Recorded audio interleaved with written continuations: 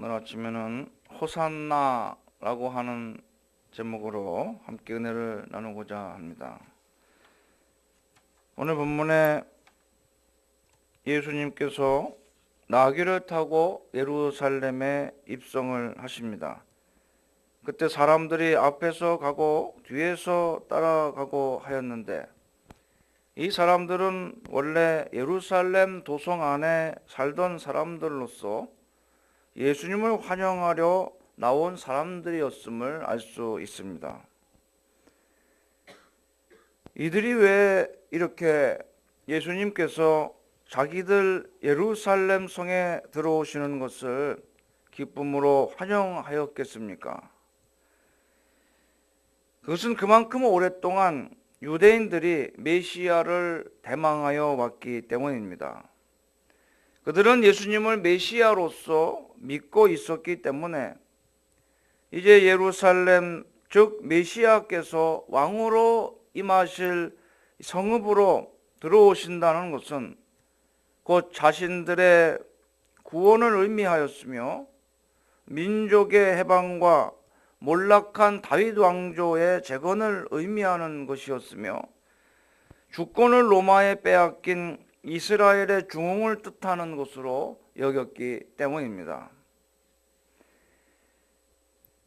또한 사람들은 메시아를 맞이하는 기쁨을 마음과 입으로만 나타내는 것이 아니라 행동으로서 표현을 하였습니다.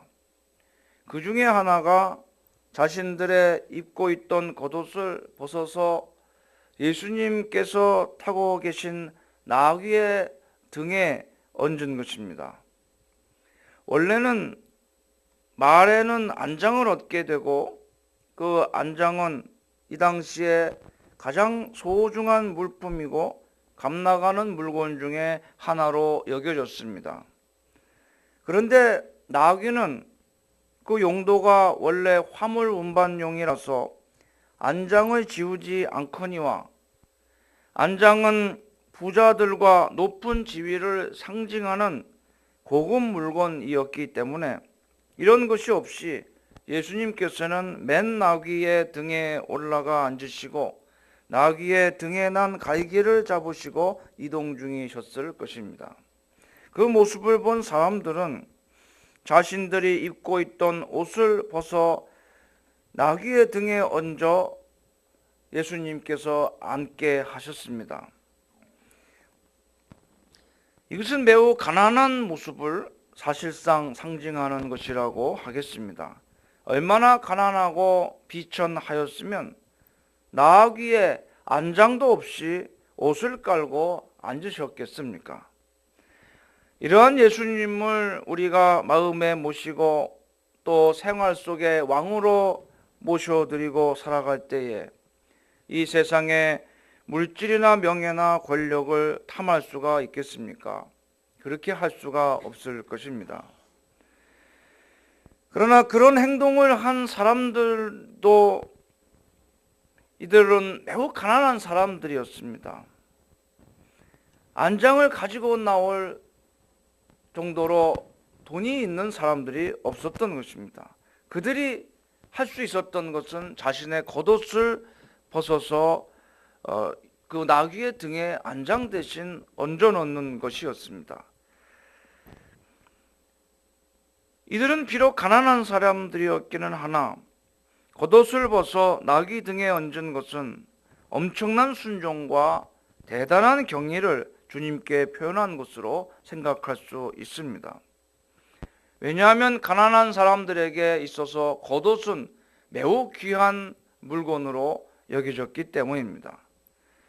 본문에 나오는 겉옷을 길에 펴고 나뭇가지를 길에 펴서 그 나귀가 밟고 지나가게 하는 행동 역시 마찬가지입니다. 나귀가 어린 나귀이므로 특성상 매우 천천히 걸어서 이동하게 되는데 그 보조에 맞춰서 사람들은 계속해서 나뭇가지를 잘라다가 나귀가 지나갈 길 앞에 펼쳐 놓았던 것입니다.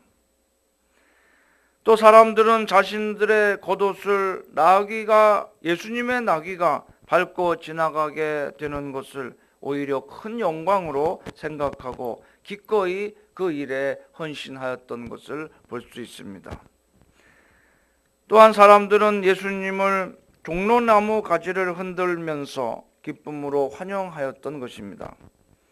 사순절 기간을 맞이하여서 우리들 마음속에 이렇듯 이 세상에 구주님으로 오신 예수 그리스도를 기쁨과 순종으로 영접하여 모셔드려야 하겠습니다. 예수님을 영접하는 이 사람들처럼 우리도 적극적으로 그리고 자발적으로 임하여야 하겠으며 순종과 헌신으로 주님과 함께하는 생활에 대한 기쁨과 감사와 감격을 표현해야 되겠습니다. 놀라운 한 가지 사실은 이토록 기쁨으로 환영하며 열의를 가지고 주님께 충성과 헌신을 맹세했던 사람들이 불과 일주일도 채 안 돼서 그 생각과 태도가 돌변하여 예수님을 십자가에 못 박으라고 사리를 가지고 외치며 대신 강도를 놓아주라고 말하였던 그 사람들이라는 것입니다. 호산나 다윗의 자손이여 주의 이름으로 오시는 이여 호산나라고 찬양하던 이들이 예수님을 향하여서 내가 엘리야이면 너 자신을 구원하여 보라, 십자가에서 내려와 보라 라고 예수님을 조롱하였던 것입니다. 그러면 그들이 왜 그렇게 하였을까요? 왜 그런 극적인 행동 변화를 보였던 것일까요? 예수님에 대해서 처음부터 오해하고 잘못된 기대를 가지고 주님을 바라보았기 때문입니다.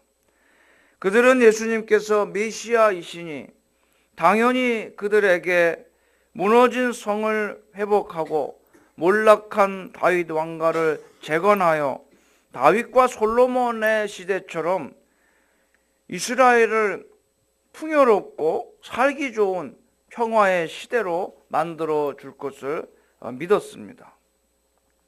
또 그런 시대가 도래하면 먹고 사는 일에 걱정 없이 누구나 풍요롭고 번영한 삶을 영위할 것으로 바랐기 때문입니다. 또한 그들은 너무 조급하였습니다. 자신의 시대에 그런 일들이 이루어지기를 바랬습니다. 이 세상 나라에서 이루어지기를 바랬습니다. 지금 당장에 예수님께서 그런 일들을 자신들의 눈앞에 행하실 것이며 예수님을 반대하는 사람들과 그 반대 권력 앞에서 예수님께서 왕으로서의 놀라운 권세와 능력을 발휘하여 그들을 물리치시고 굴복시키실 것을 기대하였던 것입니다. 그 반대 세력에는 로마의 황제 세력도 포함되는 것이었습니다. 그러나 예수님께서는 그들의 기대와는 반하여서 오히려 로마 군인들에 의해서 붙잡혀 가시며 힘없고 나약한 모습으로 총독 빌라도에게 넘겨져서 법정에서 재판을 받게 되셨던 것입니다. 이 모든 과정을 지켜보았던 예루살렘성 사람들의 마음은 매우 실망하였으며 생각이 변화되어서 이제는 예수님께서는 메시아가 아니시며 자신들은 예수님께 속은 것이고 따라서 예수님께서는 참남한 죄를 범한 것으로 메시아가 아니라 그는 자칭 메시아였다고 예수님을 정죄하기에 이르렀던 것입니다. 이것은 빌라도가 예수님의 죄명을 적은 명패를 십자가에 달 때에 유대인의 왕이라고 그렇게 써 놓았는데 굳이 유대인들이 그것을 자칭 유대인의 왕이라고 고쳐달라고 요청하였던 것을 통해서도 확인할 수가 있습니다. 유대인들이 예루살렘 사람들이 예수님에 대해서 마음이 변하고 분개하여 십자가에 메어달라고까지 하였던 것은 예수님이 메시아가 아니라 자칭 메시아라고 하며 자기들을 우롱하였고 하나님을 욕되게 하였다고 생각하였기 때문이라는 것입니다. 그러면 왜 예수님을 메시아가 아니고 자칭 메시아라고 그들은 확신하였을까요? 그것은 바로 이 세상의 육신의 문제, 물질의 문제를 주님께서 해결해 주실 분으로만 바라보았기 때문이라는 것입니다. 자칭 메시아라고 고쳐달라고 하였으나 오히려 이방인인 빌라도가 볼 때는 그것은 중요한 문제가 아니고 그들의 종교상의 문제일 뿐이라 생각하여 그냥 쓸 것을 나는 다 썼다고 그 같은 요구를 무시하였던 것을 볼 수가 있습니다. 그만큼 유대인들은 오직 현실적 물질적인 문제로 예수님을 바라보았고 그것은 하나의 표적을 보면서 주님을 믿었다고 하는 것입니다. 표적을 구하는 신앙이었던 것입니다. 눈에 보이는 것입니다. 표적은 눈에 보이는 어떤 증거를 말합니다. 우리가 이러한 오류에 빠질 수가 있어요. 하나님이 나를 사랑하신다는 사실에 대해서 믿음이 그것을 증거하고 성령님이 그런 확신을 주시고 하나님 말씀에 그게 있는데 우리는 눈에 보이는 어떤 물질적 또 현상적인 그러한 표적을 구한다는 것입니다. 그러나 그런 표적이 나타나지 않을 때 하나님이 나를 사랑하지 않으시는가 보다 라고 그렇게 의심하게 되는 것이 바로 표적을 구하는 유대인들의 신앙이라는 것입니다. 헬라인들은 지혜를 구한다 그랬습니다.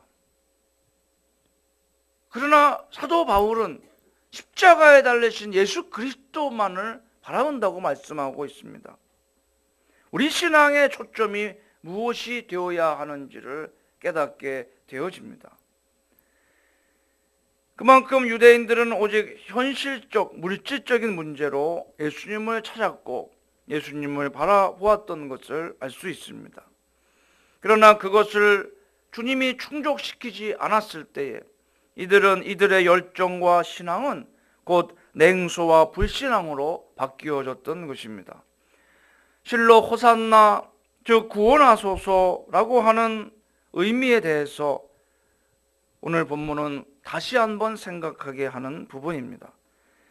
그러므로 주님을 찬양하고 영접하고 봉사하는 삶을 살아가되 무엇보다도 주님께서 나의 영혼의 목자가 되시며 천국으로 인도하여 들이시는 메시아이심을 분명히 깨닫고 그 십자가의 은혜 속에 살아가는 신앙의 삶이 되도록 힘을 써야 되겠습니다.